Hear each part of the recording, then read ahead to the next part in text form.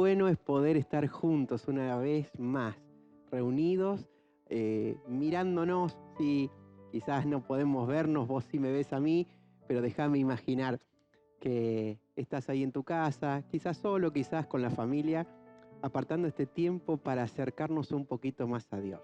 Cada uno puede acercarse a Dios a través de lo que Jesús hizo, pero está bueno cuando lo hacemos juntos. Dios tuvo una idea genial. Siempre Dios pensó en la familia. Y cuando Jesús vino a rescatarnos, a reconciliarnos con Dios, pensó en que la iglesia, más que un lugar donde reunirnos, era un grupo de personas, una comunidad de fe que podían actuar como familia. ¿Te acordás lo que hacíamos algunas veces? Que es que aprovechamos este ratito para mandar algún mensajito de aliento, de valoración, un mensajito que pueda hacer bien a los demás. Este es el momento en que lo puedas hacer. También, si estás mirando en vivo, podés utilizar el chat y quizás saludar a todos los que en este momento nos están viendo. Hoy tenemos un temazo. Es una fe que tiene miedo. ¿Alguna vez tuviste miedo? Bueno, si sos un ser humano, seguramente sí.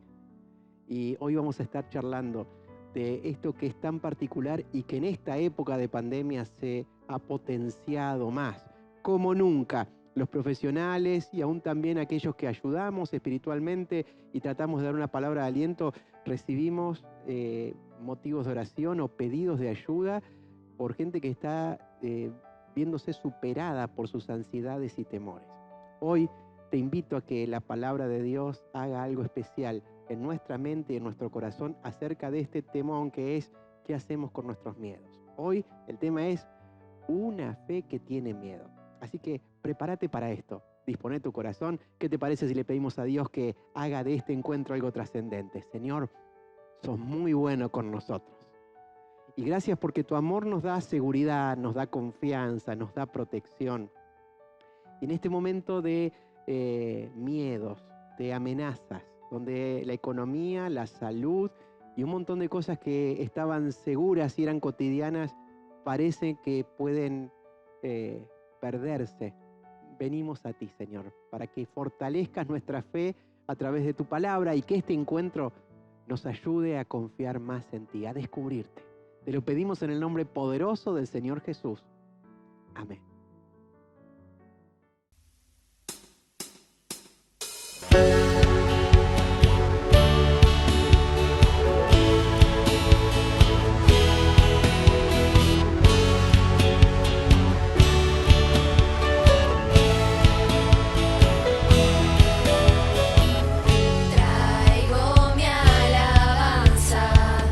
Es más que palabras, esto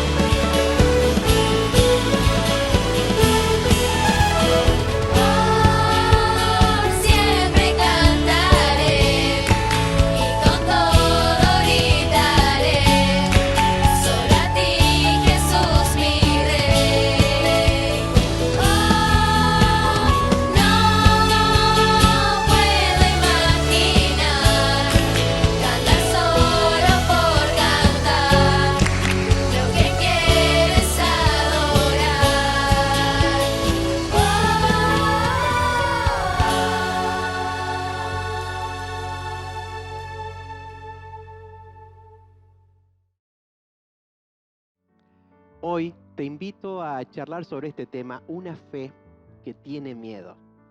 Todos tenemos miedo.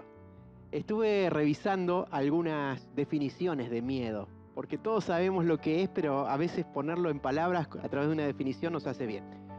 Y una de las definiciones es una sensación que genera angustia por vernos amenazados por algún peligro que puede ser real o imaginario. Bueno, todo un tema, porque los miedos tienen mucho que ver con nuestra imaginación, de cosas que pueden llegar a pasarnos, con suposiciones, o a veces tienen que ver con esas cosas que son muy reales. Otra definición de miedo es un sentimiento de desconfianza generado por creer en la posibilidad de que nos va a pasar eso que no queremos que nos pase, eso que no deseamos. ¡Wow! ¡Qué tema este del miedo! Quiero decirte que hay dos clases de miedo, por decirlo así. Hay un miedo que es bueno y hay un miedo que es malo, ¿sí? Todos los seres humanos tenemos un miedo que es bueno. A ver, el tema de la prevención, de la prudencia, de ser precavidos, tiene que ver con este miedo. Cuando nos acercamos al fuego y sentimos que nos puede quemar, cuando estamos por cruzar una calle y tratamos de medir la distancia de si viene algún vehículo, eso tiene que ver con un miedo que es bueno, un miedo que es preventivo, que nos protege. Si no tendríamos esta clase de sentimientos, no nos daríamos cuenta y nos haríamos daño. Y si así todo, teniendo este sentimiento, somos a veces tan autodestructivos, imagínate lo que sería no tener esto. Dios nos dio esa capacidad de ser prudentes, de decir, epa, no, esto es peligroso, esto no me conviene. De a veces en segundos poder tomar una decisión si estás piloteando algo, un auto, una bicicleta, y decir, ¿paso o no paso? ¿Esquivo o no esquivo? ¿Cómo resuelvo esta situación? Es impresionante cómo nuestro cerebro se activa para resolver cosas en fracciones de segundo. Bueno, ese es un miedo bueno. Eso es lo que hace que cuando vayas a un médico y te dice, mirá, tenés que tener cuidado, y entonces uno empieza a cuidarse en lo que come o en los hábitos de vida, porque es un miedo bueno, es un miedo preventivo, nos ayuda a mejorar. Ahora, hay otra clase de miedo, que es del que queremos hablar hoy, que es un miedo malo. Es un miedo que empieza a asaltarnos. Yo tengo esta idea, estamos tristemente viendo siempre imágenes y enterándonos de esta forma delictiva de robar que es el motochorro. Es que pasa con una moto y forcejea a cualquiera, no importa la edad que tenga, el sexo que tenga, para tratar de robarle algo y no importa si lo golpea, si lo tira y lo arrebata. Bueno, ¿por qué quiero que pensemos en esto? Porque el miedo tiene que ver con algo que nos asalta. No es que uno se levantó pensando en qué miedo voy a tener hoy. Muchas veces viene por un pensamiento o por algo que nos dijeron o por algo que vimos que viene a poner en riesgo esa seguridad que teníamos. Bueno, el miedo suele hacer muchas cosas y hoy vamos a hablar algunas de las consecuencias, pero quiero que vayamos hoy a la historia que aparece en Jueces, capítulo 4 y 5. Es la historia de Barak, ¿sí?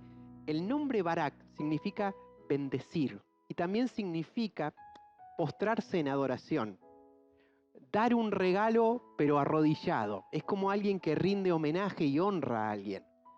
Interesante el nombre de Barak, porque precisamente aunque él creía en Dios, tenía fe en el Dios de Israel. Era valiente, tenía miedo. El 11:32 de Hebreos, seguimos con todos esos personajes que desafían y alientan nuestra fe, dice, ¿y qué más les voy a decir? Porque me faltaría el tiempo para hablar de Gedeón y el segundo personaje que aparece ahí es de Barak. ¿Qué es esto de la historia de Barak? Nos metemos rápidamente en el contexto. En la época de los jueces, lo que le pasaba a Israel era que por ahí se levantaba un caudillo que defendía, que guiaba, que orientaba a todo el pueblo de Israel y estaba todo bien, pero después de que moría ese caudillo o ese juez, había una inestabilidad y la reincidencia del pueblo de Israel a abandonar los mandamientos de Dios y a dejarse llevar por las costumbres de los pueblos de alrededor, siempre lo terminaba dañando. Israel venía de 20 años de estar siendo oprimidos y de ser robados, de ser humillados por el rey Javín, que era el rey de Canaán. Y este rey tenía un capitán que se llamaba Císara. Te invito a que busques en Jueces 4 y 5, que tenía un ejército imbatible. Se nos da la idea de que tenía, que para aquella época era terrible, eran como tanques de guerra, eran 900 carros de hierro. Así que imagínate, si tenían 900 carros de hierro, tenían miles de soldados que iban en la caballería y miles más que iban a pie. Era un ejército imbatible. Israel ni siquiera tenía ejército. Y venían cada vez de mal en peor, atemorizados. Para esa época había una mujer que se llamaba Débora, que era la que juzgaba en Israel. Es más, no tenía un tribunal. Se la conocía porque Débora, cuando el pueblo venía a preguntar qué está bien y qué está mal, ella trataba de enseñar la ley de Dios y hacer justicia entre unos y otros, y lo hacía abajo de una palmera. Era conocida como la palmera de Débora. Interesante, porque la gente sabía que podía ir a ese lugar y recibir el consejo de Dios. Aparentemente Dios le había dicho a Barak, de una forma que la Biblia no nos cuenta, que él tenía que llamar a los hombres valientes de su tribu e ir a enfrentar a este rey Javín, con 10.000 hombres. Pero evidentemente, aunque escuchó la voz de Dios y tenía ese desafío, lo postergó. El miedo era real, porque enfrentarse contra un ejército mucho más poderoso, imbatible, era difícil. Entonces Débora le manda un mensaje y le dice: Barak, ¿acaso no te dijo Dios que tenés que juntar al ejército y que tenés que ir a enfrentar a este rey y que Dios lo va a traer y que te va a dar la victoria y que va a libertar a nuestro pueblo? La respuesta de Barak es quizás un poco irrisoria, que da risa. Barak le dice a Débora: yo voy si vos me acompañás. Interesante. Débora responde: yo voy con vos, pero la gloria de la victoria de esta batalla no va a ser tuya, va a ser de una mujer. Ahora, Débora no era guerrera, no era una mujer que sabía usar las armas. En todo caso, Débora en esa época, la Biblia cuenta que tenía el corazón de madre y estaba como una madre dispuesta a dar la vida por sus hijos. Y se levantó con un corazón de madre para defender a todo su pueblo, pero Débora era una mujer que amaba a Dios, que confiaba en Dios y que hablaba palabra de Dios. Interesante porque Barak, por más que era un capitán y era guerrero, supo reconocer su necesidad de ayuda. Y esto es algo clave acerca de los miedos. Por lo general, no sabemos qué hacer cuando nos encara el miedo. Cuando somos chiquitos vamos corriendo al adulto responsable, a papá, mamá, al abuelo, y le contamos: tengo miedo de esto, puedo prender la luz, puedo venirme a dormir acá. Ahora, cuando somos grandes, ¿a dónde vamos? Es más, cuando hay gente que en nuestra familia depende de nosotros, ¿qué le vamos a decir? Tengo miedo, y ponemos en inseguridad a todos los que están cerquita nuestro. Ahora, Barak supo reconocer su miedo, no lo escondió. Y le dijo: mirá, la verdad es que yo voy, pero yo quiero que vos vengas conmigo. Está bueno cuando uno tiene miedo pedir ayuda. Hay que pedirle ayuda a la persona correcta. Barak se dio cuenta que en todo Israel seguramente no había una mujer como Débora, que tenía acceso a la presencia de Dios, que oraba y que confiaba en Dios. Bueno, te invito a que después leas la historia. Dios da una victoria maravillosa. En el capítulo 5 de Jueces hay una canción que está muy buena que la leas. Ahora, volvemos a nuestros miedos. ¿Me puedo tomar este matecito? Se me ocurrió darme cuenta que las consecuencias que traen los miedos. Pero quiero decirte algo: hay una variedad de miedos a medida de cada uno. Cuando pensamos en variedad de miedos, pensamos en que está el miedo a perder la salud. Bueno, estamos en una época donde si te nutrís demasiado de la información, empezás a tener pánico y miedo. Tenemos que cuidar qué vemos, qué escuchamos, a qué le prestamos demasiada atención. El exceso de información no nos hace bien. Entonces es interesante que hay un abanico de miedos, es como un menú a la carta. Hay gente que tiene miedo a quedarse sola, hay gente que tiene miedo a perderlo todo en lo económico, hay gente que tiene miedo a perder la salud, a tener una enfermedad incurable. Hay gente que tiene miedo a que le pase lo peor. Hay gente que tiene miedo a repetir historias. ¿Cuántas clases de miedo hay? Es más, el enemigo, padre de mentira, que trabaja mucho con el miedo en nuestros pensamientos, a muchos creyentes les hace creer que, ojo, no te comprometas demasiado con Dios, no vaya a ser o que Dios te defraude, o que el enemigo te ataque con toda su furia y te pasen cosas que vos siempre le tuviste miedo. ¿Qué cosa? Hay un abanico y un menú de miedos a medida de cada uno, de chiquitos, de grandes, de ricos, de pobres. Ahora, el tema es las consecuencias que trae nuestro miedo. Te puedo hablar de consecuencias físicas, mentales y espirituales. ¿Por dónde las ponemos? Bueno, vos sabés que el miedo empieza a invadir todas las áreas de la vida y el miedo hace que nuestros pensamientos no puedan razonar con claridad. El miedo, cuando se adueña de nuestros pensamientos, afecta hasta nuestra comunión con Dios. Porque queremos acercarnos a Dios y la verdad es que hasta a veces sentimos culpa por decir, no, che, yo tengo fe, ¿cómo voy a tener miedo? Pero el miedo invade a creyentes y a no creyentes, a altos y a bajos, a ricos y a pobres, a gente muy culta y a gente ignorante. El miedo no respeta a nadie, nos afecta a todos. Todos tenemos miedo, el tema es qué hacemos con ellos. Así que es interesante, te vas a dar cuenta de que en esta época hay mucha gente que se le va de las manos lo que piensa y que esto lo afecta físicamente. Puedo hablarte de una variedad de síntomas, desde que te transpiren las manos, desde que sentís que te morís, desde que el corazón se acelera y uno empieza a sentir cosas que si te hacen un chequeo no sale nada, pero que uno la siente. Es algo que empezó a originarse en la mente, que nos afecta hasta espiritualmente y que también nos hace mal físicamente. Podemos hablar de ataques de ansiedad, de pánico, y son cosas muy comunes de esta época. Uno no tiene que sentirse culpable por eso, pero sí tenemos que aprender a tener una fe que aunque tiene miedo, sabe cómo enfrentar eso. El miedo, otra de las cosas que hace es nos hace postergar los planes que teníamos. El miedo, otra de las cosas que hace es hacer que nos quedemos paralizados, que dejemos en pausa áreas de nuestra vida en las cuales tendríamos que haber tomado decisiones.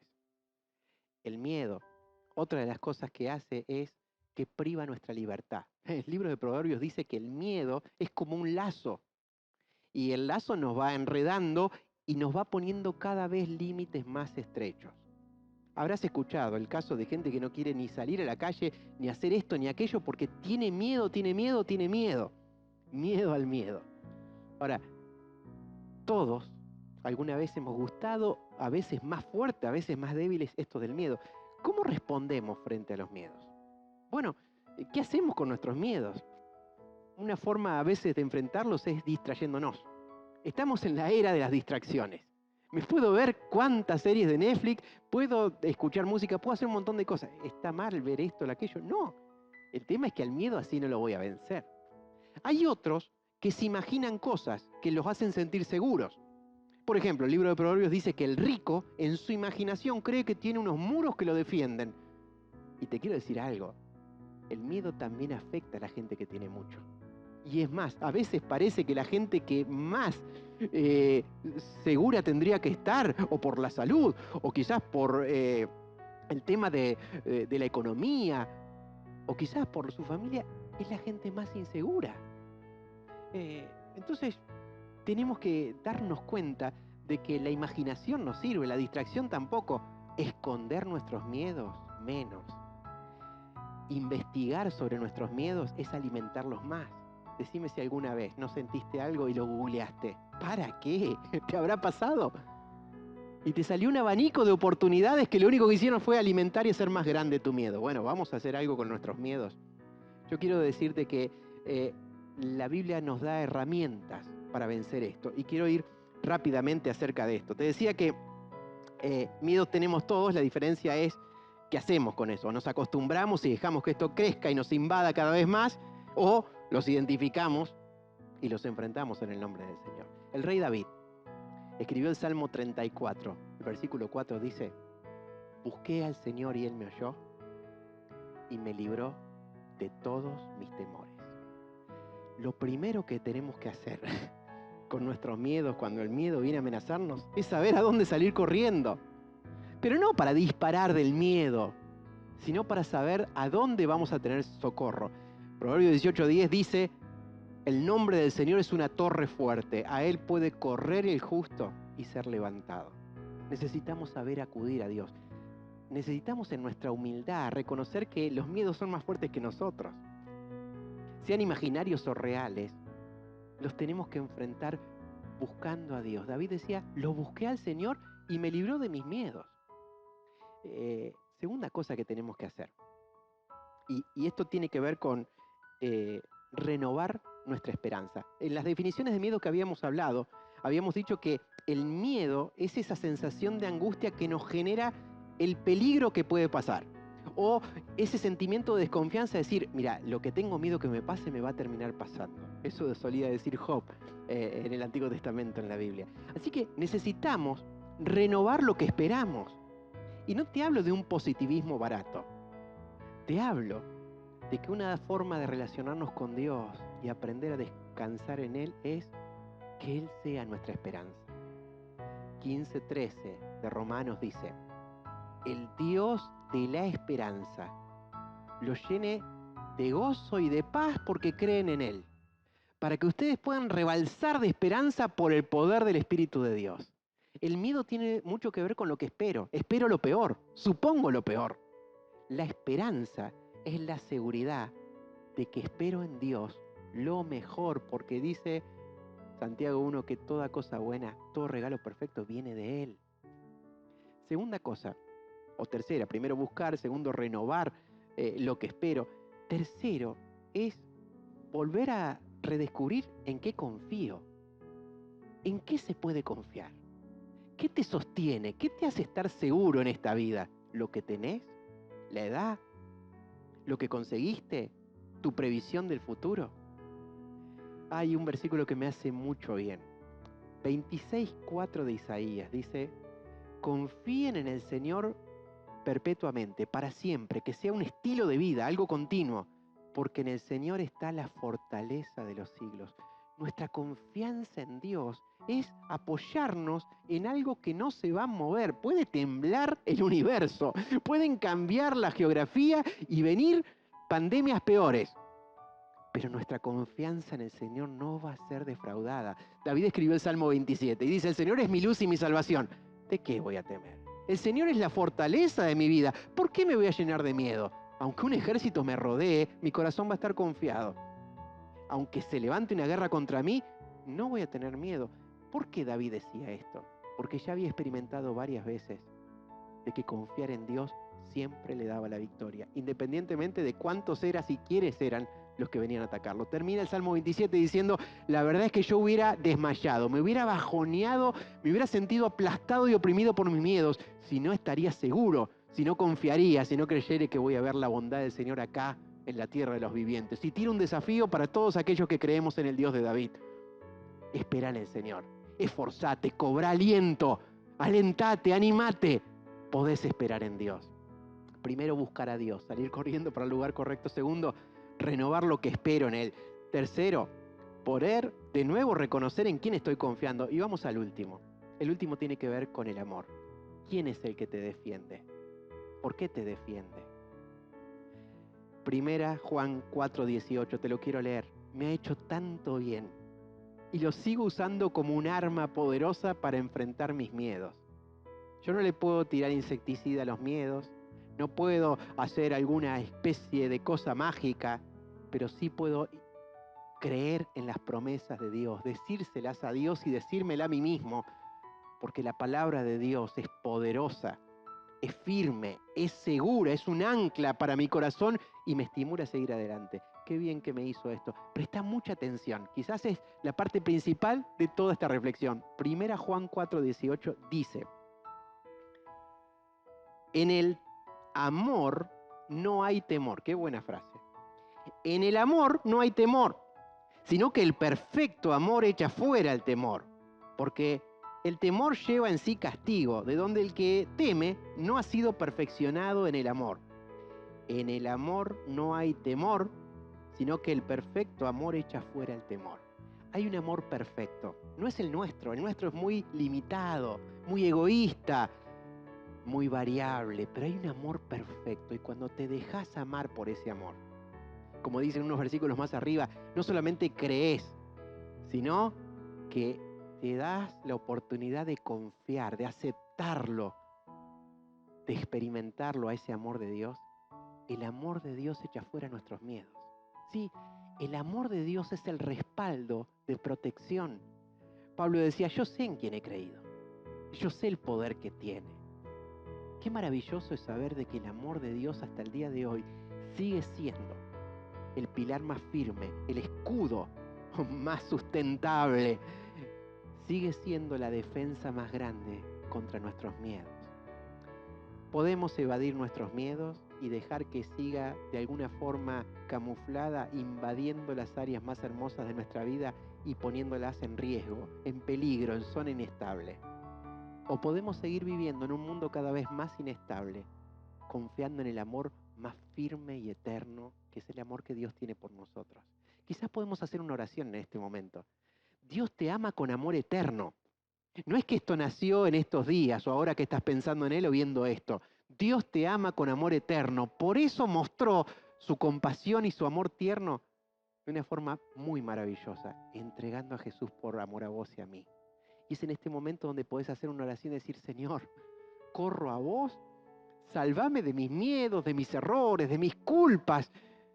Y aunque tengo una fe que tiene miedo, me da seguridad saber de que me amás, de que es firme y seguro confiar en vos, de que puedo esperar no solamente las cosas mejores, sino puedo esperar de que tus promesas están vigentes y se van a cumplir.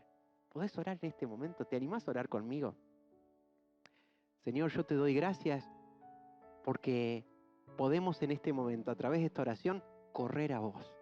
Te buscamos y queremos que nos libres de nuestros miedos.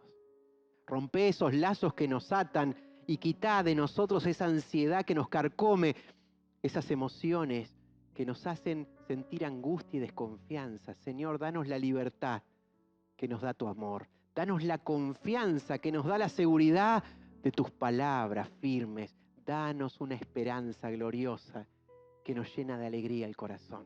Yo quiero pedirte que bendigas a cada uno de mis amigos que en este momento estás luchando contra miedos incontrolables, desbordantes.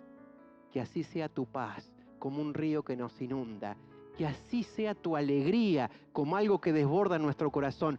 Que tu amor pueda desalojar nuestros miedos. Nos sentimos seguros en ti, nos refugiamos en ti.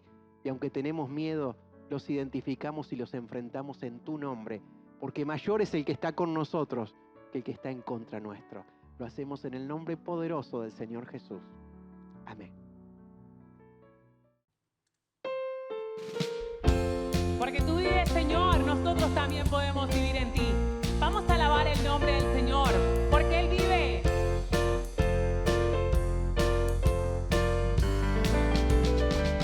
Dios nos envió a su Hijo Cristo. Él es salud, paz y perdón. Vivió y murió por mi pecado, vacío